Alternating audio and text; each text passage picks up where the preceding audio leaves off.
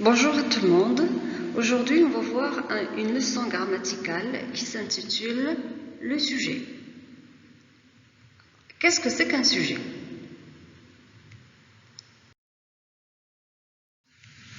Alors, dans une phrase, le sujet est le mot noyau ou le groupe de mots qui commande l'accord du verbe. C'est-à-dire, comme vous l'avez déjà étudié à l'école, on sait qu'un mot a la fonction de sujet quand il répond à la question « qui est-ce qui ?» suivi du verbe.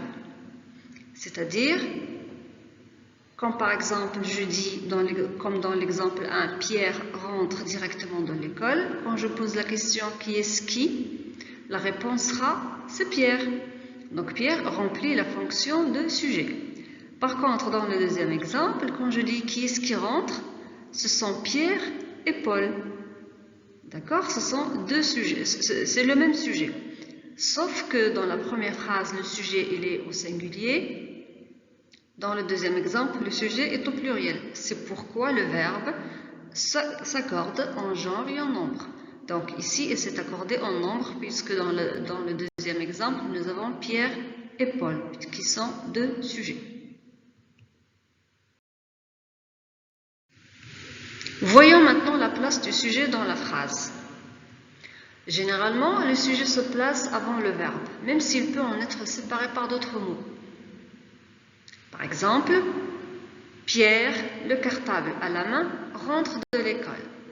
Comme vous avez pu le remarquer dans l'exemple, Pierre qui est sujet, le verbe rentre, ils sont séparés par le groupe de mots, le cartable à la main.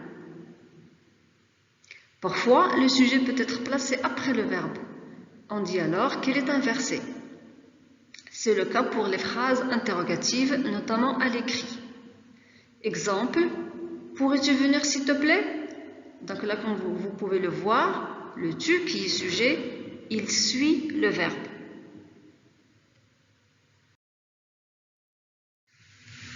Ensuite, le sujet est un élément essentiel de la phrase. Il ne peut pas être supprimé à l'exception dans la phrase impérative où il n'est pas exprimé.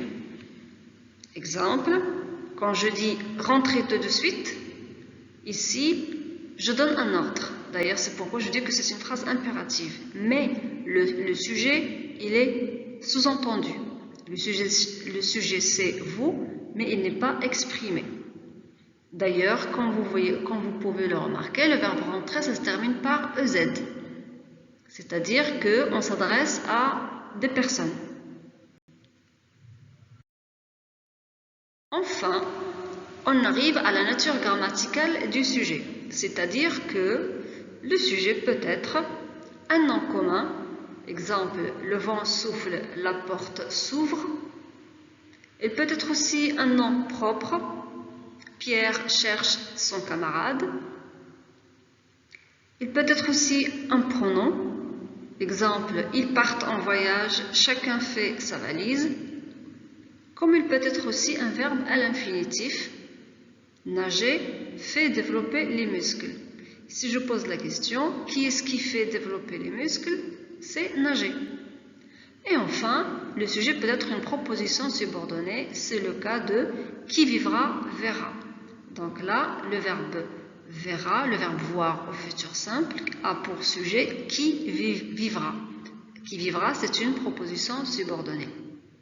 Voilà, donc là, ce sont les 5 natures grammaticales ou classes grammaticales que peut être le sujet. Je vous remercie de votre attention et je vous donne rendez-vous pour un autre point grammatical.